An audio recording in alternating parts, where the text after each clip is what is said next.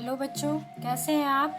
तो आज हम पढ़ेंगे पार्ट 3 संख्याओं के साथ खेलना भाग के कुछ और नियम आज आपको बताएंगे।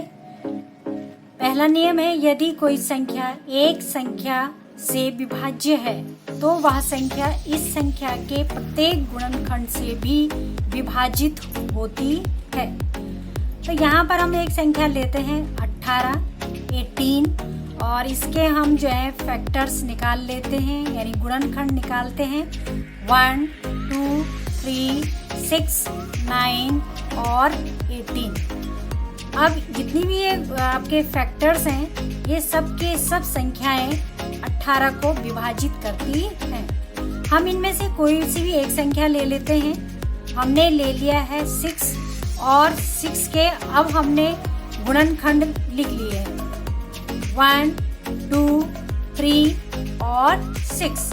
तो हम ये देखेंगे कि 6 के जितने भी गुणनखंड हैं ये 18 को विभाजित करती हैं। जैसे कि 6, तो यहाँ पर आप देख रहे हैं 6 3 जा 18।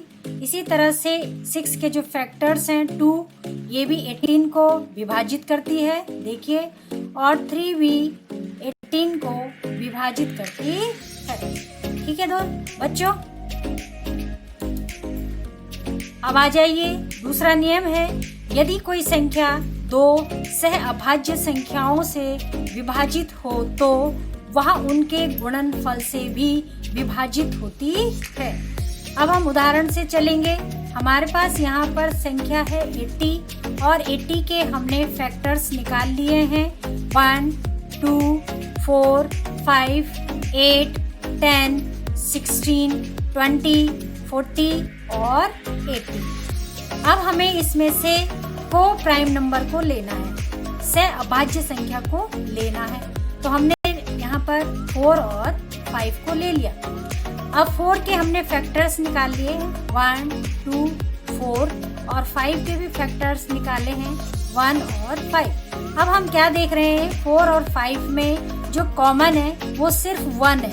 इसमें भी 1 है और इसमें भी 1 है। तो ऐसी संख्याओं को हम को प्राइम नंबर कहते हैं। ये आप पीछे वाली वीडियो में भी पढ़ चुके हैं। ये है को प्राइम नंबर। संख्या कर लेते हैं तो हमारे पास आएगा 20। संख्या 20 संख्या 80 का गुणनखंड है। संख्या 20 80 को विभाजित करती है। तो यहाँ पर मैंने आपको दिखा भी रखा है, आप करके देख सकते हैं बच्चों। अगला पॉइंट है, दी हुई दो संख्याएं किसी संख्या से विभाज्य हो तो इन संख्याओं का योग भी उस संख्या से विभाजित होती है। तो यहाँ पर हम दो संख्या ले लेते हैं बच्चों, 16 और 20 और हम इसके फैक्टर्स निकालते हैं। 16 के फैक्टर्स हैं 1, 2, 4, 8, 16। इसी तरह से 20 के फैक्टर्स हैं 1, 2, 4, 5, 10 और 20। अब इसमें कॉमन कौन सी संख्या है, 4 कॉमन है। तो ये 16 को भी विभाजित करेगी और 20 को भी विभाजित करेगी, जैसे आप देख रहे हैं यहाँ पे। अब हम क्या करेंगे, इन दो संख्याओं को जो हमने ली हैं इसे जोड़ देंगे। तो यहाँ पर हमने इसे जोड़ लिया है और जोड़ के यहाँ पर आया है 36 और इस 36 में जो हमने यहाँ पर 4 लिया था इससे इसे विभाजित करेंगे। तो आप देख रहे हैं 36 जो है 4 से विभाजित होती है। तो यही हमारा ये नियम था। अगला नियम पढ़ेंगे बच्चों, कि दी हुई दो संख्याएं किसी संख्या से विभाज्य हो तो इन संख्याओं का अंतर भी उस संख्या से विभाज्य होती है। तो यहाँ पर हम दो संख्या ले लेते हैं 16 और 20। तो यहाँ पर आ गया है, इसके फैक्टर्स मैंने निकाल लिए हैं 1, 2, 4, 8 और 16। इसी तरह से 20 के फैक्टर्स हैं 1, 2, 4, 5, 10 और 20। अब आप यहाँ पर कॉमन देखेंगे 4 है, तो 4 दोनों संख्याओं को विभाजित करती है, ये देखिए। अब हम इनका अंतर करते हैं, अंतर मैंने इन्हें घटा लेंगे। तो हमने 20 में से 16 को घटाया तो हमारे पास आया है 4 और इस संख्या में इस 4 का हम क्या देंगे, भाग देंगे। तो इसमें ये भाग चला जाता है। अब हम पढ़ेंगे अभाज्य गुणनखंड किस तरह से निकालेंगे संख्याओं को। देख रहे हैं यहाँ पर हमने संख्या ली है 24 और अब इसके हम अभाज्य गुणनखंड निकालेंगे। हमने सबसे पहले इसके लिए यहाँ पर एक इस तरह का एक रेखाएं खींच ली हैं। यहाँ पर लिख लिया हमने 24 क्योंकि हमें इसके अभाज्य गुणनखंड निकालने हैं और हमें इसमें सबसे छोटी से छोटी संख्या का इसमें भाग देना है। तो क्योंकि इसके इकाई में आप देख रहे हैं 4 है तो इसमें 2 का भाग जाएगा। तो यहाँ पर आ जाएगा 2 1 जा 2 और 2 2 जा 4 तो 12 आ गया। इस 12 में फिर किसका भाग जा सकता है 2 का। तो यहाँ पर आप देख रहे हैं 2 इंटू 6 12। अब इस 6 में 2 का भाग जा सकता है तो 2 3 जा 6 और यहाँ पर आ गया 3। तो इस 3 में 3 का आप भाग देंगे तो ये जाएगा 3 1 जा 3।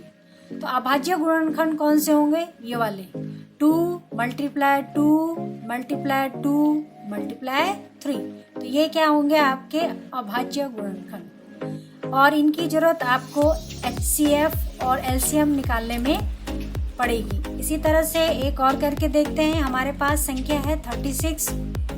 इस तरह का एक चार्ट बना लिया 36 और यहाँ हम इसे करेंगे 2 से विभाजित क्योंकि यहाँ पर आप देख रहे हैं इकाई में 6 है और 6 ये 2 से विभाजित होगी। तो यहाँ पर आ जाएगा 2 1 जा 2 एक बचेगा 16 हो जाएगा और 2 8 जा 16 तो यहाँ पर आ जाएगा 18। अब 18 जो है वो 2 से डिवाइड होगा तो ये हो जाएगा 2 इंटू 9 तो कितना हो जाएगा 18। अब ये 9 है तो इसमें कितने की टेबल जाएगी 3 की तो ये हो जाएगा 3 3 जा 9 और 3 1 जा 3। तो अभाज्य गुणनखंड कौन से होंगे बच्चों इसके ये वाले 2 मल्टीप्लाई 2 मल्टीप्लाई 3 मल्टीप्लाई 3। ये देखिए 36 के अभाज्य गुणनखंड यहाँ पर हमने निकाल लिए हैं। एक संख्या और लेके चलते हैं 980 और 980 में आप देख रहे हैं यहाँ पर मैंने इस तरह का एक चार्ट बना लिया है। आप भी ऐसे बनाएंगे। अब बच्चों क्या देखना है आपने अब बड़ी संख्या है तो आपने पीछे विभाज्यता के कुछ नियम पढ़े ही हैं और उससे पहले वाले वीडियो में भी पढ़े हैं। तो यहाँ पर आप देख रहे हैं यहाँ पर 0 है और जिसके इकाई में 0 या 2 4 6 8 हो वो 2 से क्या होती है डिवाइड होती है।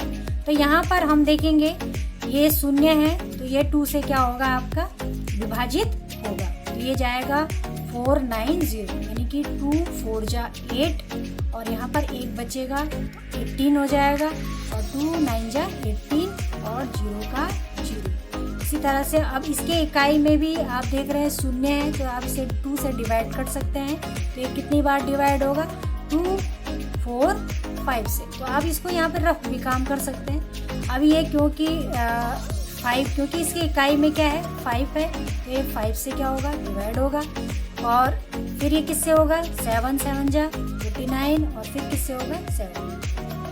अब आप आराम से बता सकते हैं कि 980 के अभाज्य गुणनखंड कौन से होंगे बच्चों 2 into 2 into 5 into 7 into 7। Very good बच्चों।